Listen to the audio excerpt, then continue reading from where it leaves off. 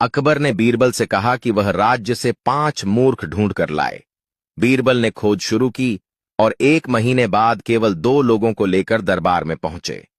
अकबर ने नाराज होकर कहा कि मैंने तो 5 मूर्ख लाने को कहा था, तुम सिर्फ 2 ही क्यों लाए?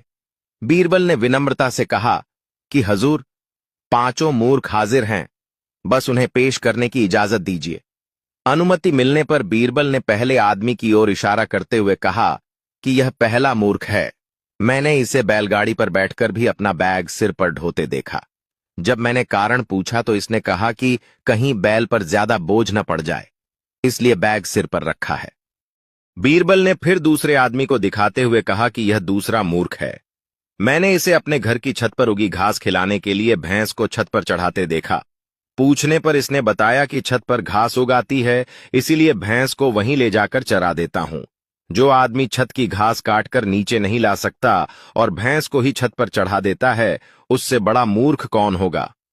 इसके बाद बीरबल ने कहा कि तीसरा मूर्ख मैं स्वयं हूं, क्योंकि राज्य के इतने महत्वपूर्ण काम होने के बावजूद मैं 1 महीने तक मूर्खों को ढूंढने में समय बर्बाद करता रहा।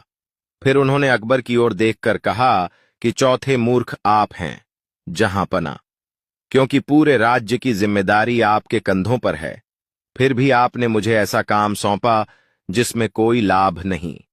अंत में बीरबल ने कहा कि 5वां मूर्ख वह व्यक्ति है जो अपने जरूरी काम, घर परिवार और पढ़ाई लिखाई छोड़कर सिर्फ यह जानने के लिए अब तक इस कहानी को सुनता या देखता रहा कि 5वां मूर्ख कौन है।